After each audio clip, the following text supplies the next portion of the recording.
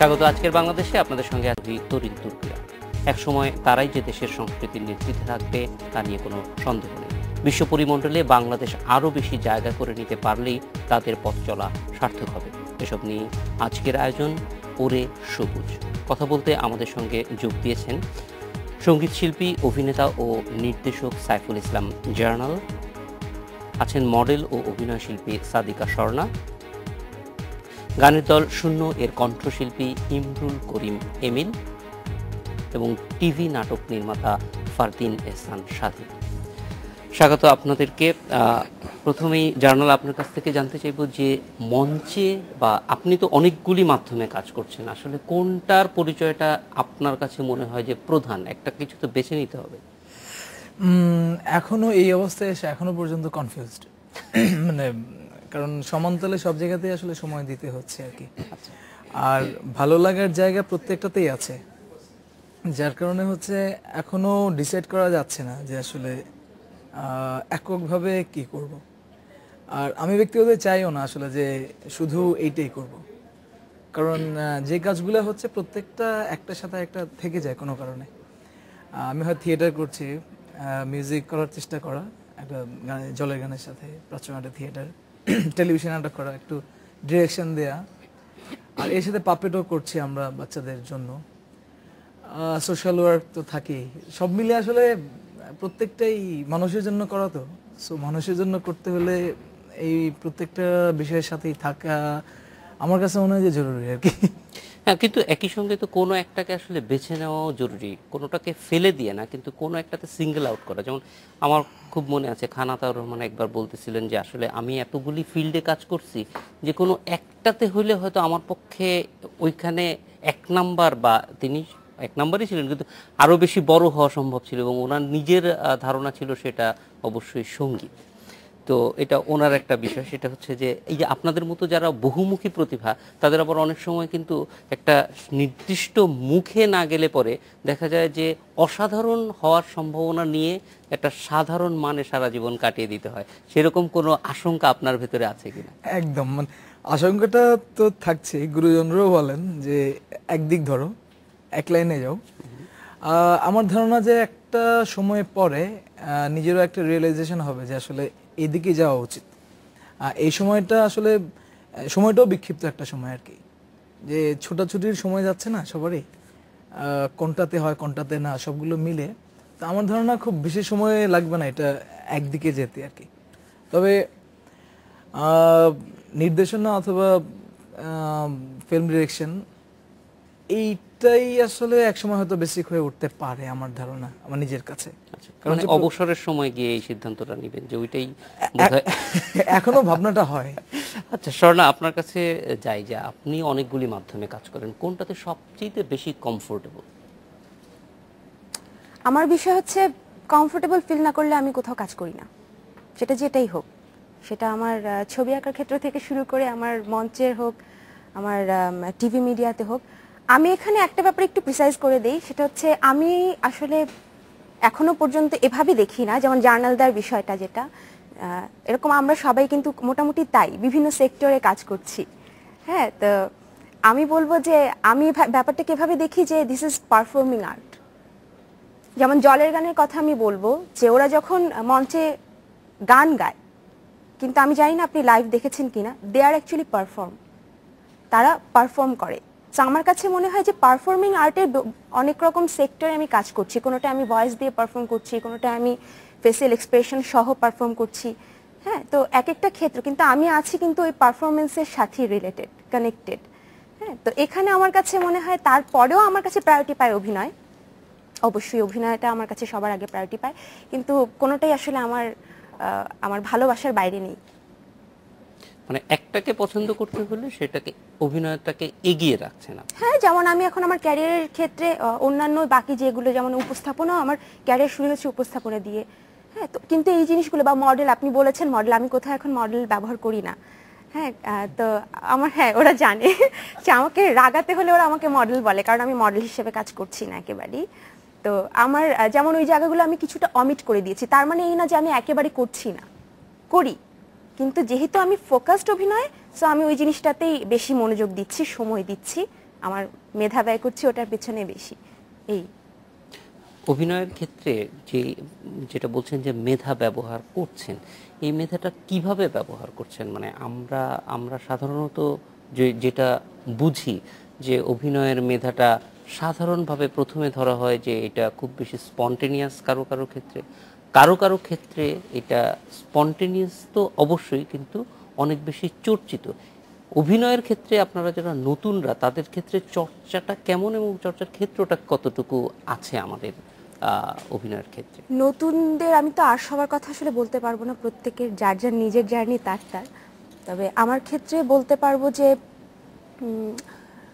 মেধার কথাটা আমি বলেছি, এখানে মেধা আছে, চর্চা অবশ্যই আছে। মেধাকেও চর্চা করতে হয়, না তো মেধাও একসময় বসে যায়। তো আমার ক্ষেত্রে আমার কাছে মনে হয় যে যখন আমি পারফর্ম করব, এর আগে আমাদের যেমন আমাদের গ্রুমিং এর জায়গা আছে, সেখানে আছে যে আমি আমার অবজারভেশন কেমন, আমি কি ভালো করে লক্ষ্য করছি, সেখান থেকে কিন্তু আমি অ্যাডপ্ট করছি। হ্যাঁ, তারপরে আমি নিজেকে নলেজের জায়গাটাকে কতটুকু সমৃদ্ধ করছি, এগুলো সরাসরি কোনো ইম্প্যাক্ট ফেলে না, কিন্তু এটা ইম্প্যাক্ট ফেলে। অভিনয়ের ক্ষেত্রে হোক, যে কোনো ক্ষেত্রে হোক, আর্টের যে কোনো ধারায় হোক, এগুলো কিন্তু ইম্প্যাক্ট ফেলবে। কারণ এই যে অ্যাডপ্ট করছি, আমার সেটা স্টাডি থেকে হোক, আমার অবজারভেশন থেকে হোক, সব কিছু থেকে এই জিনিসটা কিন্তু ইম্প্যাক্ট ফেলবে আমার কাজের মধ্যে। আমি হয়তো অভিনয় দিয়ে শুরু করেছি, কিন্তু হু নোজ আমিও হয়তো ডিরেক্ট করতে পারি। আমি এখন একেবারে ওটার দিকে যাচ্ছি না, কিন্তু হু নোজ। সো আমার এই সমৃদ্ধিকরণটা, এই জার্নিটা চলতেই থাকবে, এই অ্যাডপ্টেশন চলতেই থাকবে। সো এটা আমার কাছে মনে হয় যে this is how it works.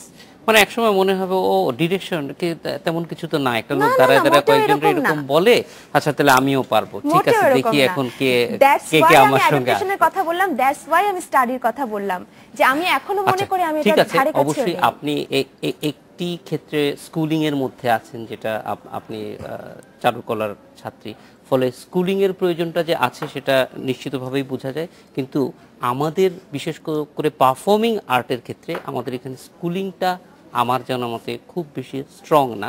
সেটা নিয়ে পরে কথা বলবো। আমরা একটু চলে যাব এমিলের কাছে। এমিল, আমরা যতটুকু জানি যে অবশ্যই অনেক বিষয়ে আপনার আগ্রহ আছে, কিন্তু গানটাতেই কনসেন্ট্রেটেড আছেন। তো গানের ক্ষেত্রটায় আমরা যতটুকু গানটা দেখছি, যে বলা যায় যে গানের চর্চাটা আমাদের এখানে যদি ঐতিহাসিক প্রেক্ষাপটে ফেলা হয় তাহলে একটু কমে গেছে বলে মানে বিশিষ্টজনেরা বলে। আমার কোনো এই বিষয়ে ধারণা নাই। আপনি বলেন যে সত্যিকারে গান করতে এসে গানের ক্ষেত্রটা কেমন মনে হয়? বেসিক্যালি আমি তো গান গাই, ব্যান্ড মিউজিক করি, পপ রক করি। আমরা 4 জনের ব্যান্ড শূন্য। আমার বোনও করে, এলিটা, ও বেশ পপুলার। সো আমরা দুইজনই কিন্তু ট্রেন্ড সিঙ্গার না, আমরা কোনো স্কুল থেকে প্রপারলি শিখে আসিনি। তো অবভিয়াসলি আমাদের অনেক এটার কারণে নিশ্চয়ই অনেক ফ্লজ থাকতে পারে, but at the same time আমরা দুজনেই শিখেছি আমাদের আম্মুর থেকে। আম্মু রবীন্দ্রসঙ্গীত গেতো, নট প্রফেশনালি, বাট আম্মুর থেকে শেখা। সো অ্যাজ এ রিজাল্ট আমার মনে হয় ওই লিমিটেশনস ঠিকই ছিল আমাদের, বাট ওই লিমিটেশনসের মধ্যেও আমরা চেষ্টা করে গিয়েছি। কেন আমাদের একটা ইচ্ছা ছিল, আমার একটা ইচ্ছা ছিল যে না আমি মিউজিক করব, একটা স্টাইল পিক করেছি। অ্যান্ড আমাদের উই ডিড সংস, আমাদের পপ জনরার যা পপ রক জনরার যা গান করা সম্ভব ছিল আমরা করেছি।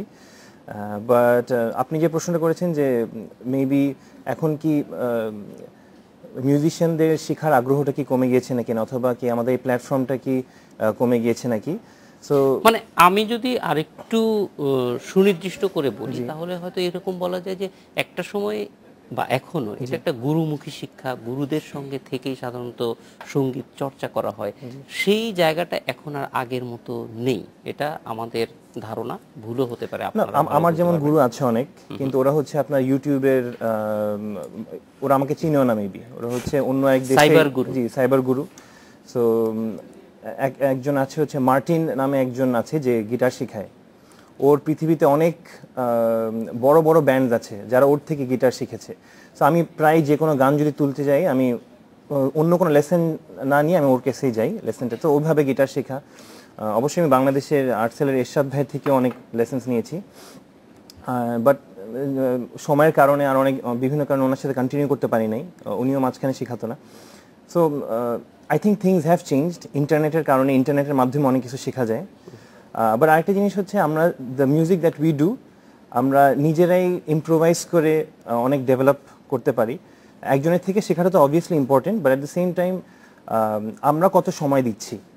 ধরেন এভরি উইক কি আমরা এটাকে আমাদের উইকেন্ডে কি আমরা প্র্যাকটিস করছি নাকি না, অথবা আমাদের ব্যান্ডের সিচুয়েশনটা হচ্ছে আমরা সবাই কাজ করি, কোনো না কোনো কর্পোরেটে আছি আমরা সবাই, বাট আমরা স্টিল চেষ্টা করি যে উইকে অ্যাটলিস্ট 2বার যেন প্র্যাকটিস করা হয়, নতুন নতুন গান যেন তোলা হয়। বিকজ আমাদের 4টা অ্যালবাম আছে, আমরা যদি চাই এখন কনসার্টে গিয়ে ওই একই গানগুলোই করতে পারি, বাট উই ফিল যে না আমাদের নতুন নতুন গান তুলতে হবে। কিন্তু এখানে দেখেন, আমরা যখন ধরেন ইন্টারন্যাশনাল ক্রিকেট খেলা হয়, যে অস্ট্রেলিয়া, বাংলাদেশ, এগুলির সঙ্গে যখন নেদারল্যান্ডসের কথা বলা হয়, তখন বলা হয় যে এরা উইকেন্ড প্লেয়ার, অর্থাৎ শুধুমাত্র উইকেন্ডে খেলে। তো আমাদের সঙ্গীতের অবস্থাটা কি ওই রকমই, নাকি শুধু কেউ কেউ আছেন যারা এটাকে একটা পেশা হিসেবে নিতে পেরেছেন? আমি এই বিষয়টা পরে আসবো। আমার মনে হয় যে এই উত্তরটা একটু বড় হবে, আমরা ফারদিনের কাছে চলে যাব, তবে এই উত্তরটা পরে নিব। ফারদিন, মানে আপনি যেই ক্ষেত্রে কাজ করছেন, মানে ক্যামেরার পেছনে যাওয়ার আগ্রহ হলো কেন? অ্যাকচুয়ালি লাইক আগে থেকে কখনোই আগ্রহ ছিল না ক্যামেরা, আমি মিডিয়াতে কখনোই আসার আগ্রহ ছিল না, সেটা অ্যাক্টিং হোক বা ক্যামেরার পিছনে হোক বা যেখানেই হোক। তো আমার আগে থেকে ছোটবেলায় ইচ্ছা হতো যে একবার পাইলট হব, ক্রিকেটার হব, পুলিশ হব। অবস্থা বুঝো, ফারদিনও বলতেছে ছোটবেলায় ইচ্ছা হইতো না, মানে আরো আগের থেকে আর কি। তো এরকম ইচ্ছা হতো। পরে আমি মাঝে মাঝে আম্মুর সেটে যেতাম, আম্মুর সেটে মাঝে মাঝে মানে একটু যখন বড় হই, যখন বুঝতে একটু শিখি, তখন মনে হয় যে না, এই ডিরেক্টরের কাজটা মনে হয় একটু মজার হয়। তো উনি ওনার ইচ্ছা মতো কাজটা তুলে ধরতেছে, অ্যাক্টিং যে করতেছে, ওনাকে কিন্তু ডিরেক্টর ডিরেকশন দিয়ে দিচ্ছে যে তুমি এটা করবা, তার বেশি না, তার নিজের ইচ্ছা থেকেই করছে, কিন্তু ফুলফিল করে করতে পারছে না। সেই ক্ষেত্রে মনে হচ্ছিল যে আমি আমি আমি যখন ডিরেকশন দিব, তখন আমি আমার মতো করে একটা জিনিস সাজিয়ে দর্শককে দেখাতে পারবো। তো তখন থেকে আস্তে আস্তে আমার মনে হয় যে মেবি আই শুড ট্রাই করে দেখতে পারি। তখন আমি এই যে বাসায় ক্যামেরা দিয়ে, মোবাইল দিয়ে ছোট ছোট শর্ট ভিডিও বানাতাম। এই করতে করতে করতে আস্তে আস্তে তারপরে আমি শর্ট ফিল্ম বানালাম ইন্টারন্যাশনাল ফিল্ম ফেস্টিভ্যালের জন্য। সেটা ডেইলি স্টারে কিছুদিন আগে ফিল্ম ফেস্টিভ্যালে গিয়েছিল বাইরে। তারপর আম্মু কিছু শূন্য হৃদয় যে একটা টেলিমুভি গেল এবং ফিল্ম হচ্ছে, এটা আম্মুর সাথে অ্যাসিস্ট্যান্সি করছি। তো তার পাশাপাশি এডিটিং, কালার গ্রেডিং, অ্যানিমেশন, এগুলো আমি ইউটিউব থেকে, উনি যেরকম বললো সাইবার গুরু আছে ওনার, তা আমারও এরকম একজন সাইবার গুরু আছে, ওনার নাম রায়ান কনলি। তা আমি ওই শোগুলো দেখে তারপর বিভিন্ন জায়গা থেকে নিজে নিজে বের করে করে লাইক ইচ্ছা হলো যে না, I should go in this field. তারপরে মনে হলো যে না, একবার ট্রাই করে দেখতে পারি, দেন আসা হলো আর কি ভাবে। কিন্তু ধরেন আপনার বাবা এখনো প্রতিষ্ঠিত নায়ক ওমর সানি, মা মৌসুমী 1 নাম্বার নায়িকা বলা যায়। তো এই অবস্থায় অভিনয় আপনাকে না টেনে অভিনয় করানোটা টানলো, এটা বাবা মায়ের দিক থেকে কোনো ধরনের চাপ অথবা উৎসাহ কি ছিল যে না ঠিক আছে তুমি আমাদের এই পথ অনুসরণ করো? না, চাপ বলা যাবে না। আব্বু আম্মু কখনোই আমাকে বলেনি যে তুমি মিডিয়াতে আসো, অ্যাটলিস্ট অ্যাক্টর না হলে ডিরেক্টর হবো, এরকম কিছু ছিল না। আমি যখন বলতাম পাইলট হবো, তখন বলছে ঠিক আছে তুমি পাইলট হবা। যখন বললাম পুলিশ অফিসার হবো, বলে ঠিক আছে তুমি পুলিশ অফিসার হবা। মানে আব্বু আম্মুর থেকে কখনোই চাপ ছিল না। পরে আমি যখন বললাম যে আমি ফিল্ম ডিরেক্টর হবো, তখনও আব্বু আম্মু ভাবে ভাবছিল যে এখন বলতেছে কিছুদিন পর বলবো আরেকটা। পরে দেখেছে না, লাইক আমার মোটোটা আসলে ফিল্ম ডিরেকশনের প্রতি, I am interested in this one. পরে আস্তে আস্তে তারা সিরিয়াস হয়, তারা আমাকে যতটুকু ভাবে সাহায্য করতে পারে করছে। এখন আমি যে এখানে ইন্টারভিউ দিচ্ছি, ব্যাক স্টেজে আব্বু বসে আছে, আব্বু দেখছে আর কি, আব্বু সাথে আসছে, সবকিছু মিলে সবার সাপোর্ট পাচ্ছি। এখন কি কাজ করছো আমাদের? এখন আমি একটা টেলিমুভি করছি, ডেস্টিনেশন। এটাতে আছে ওমর সানি, আমার ফাদার, সুজানা এবং শহীদুজ্জামান সেলিম। তো এইটা বেসিক্যালি আমার করার ইচ্ছা ছিল ঠিকই, কিন্তু আব্বু আম্মু কখন আমাকে মানে 18-এর আগে আমাকে দিতে যাচ্ছিল না কাজে। তো আমি সেদিন মানে ভাবলাম যে কিছুদিন পরেই তো আমার বার্থডে, 18 হয়ে যাবো, অ্যাডাল্ট হয়ে যাবো।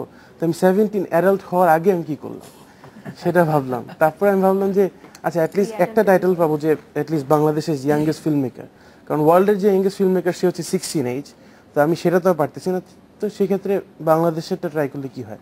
সেই জন্য ভাবলাম যে অ্যাটলিস্ট 18 হওয়ার আগে আমি একটা কাজ করি, তারপরে আমি আবার স্টাডি নিয়ে থাকি কিছুদিন। সামনে ইনশাল্লাহ সব ঠিকঠাক থাকলে 2016 আমি বাইরে ফিল্মের উপরেই পড়াশোনা করতে যাচ্ছি। তো ওইটা শেষ করে এসে আমাদের যে প্রোডাকশন হাউস আছে স্বাধীন প্রোডাকশন, ওইটা বেসিক্যালি আগে আব্বু দেখতো, এখন আব্বুই দেখে, কিন্তু 40% 30% আস্তে আস্তে করে আমাকে একটু একটু শিখাচ্ছে যে এটা এভাবে করো, যখন এই ডিরেক্টরটা এই জিনিসটা নিয়ে আসবে তখন তোমার মনে হবে যে এই কাজটা ভালো হতে পারে, ওকে কাজ দাও, ওকে কাজ দিও না, এভাবে অ্যাক্টিং করো। এই ছোট ছোট জিনিসগুলো আমাকে মানে বাসা থেকে স্কুলিং করা হচ্ছে, কারণ বাসাতেই আমি পেয়ে যাচ্ছি দুইজন লেজেন্ডারি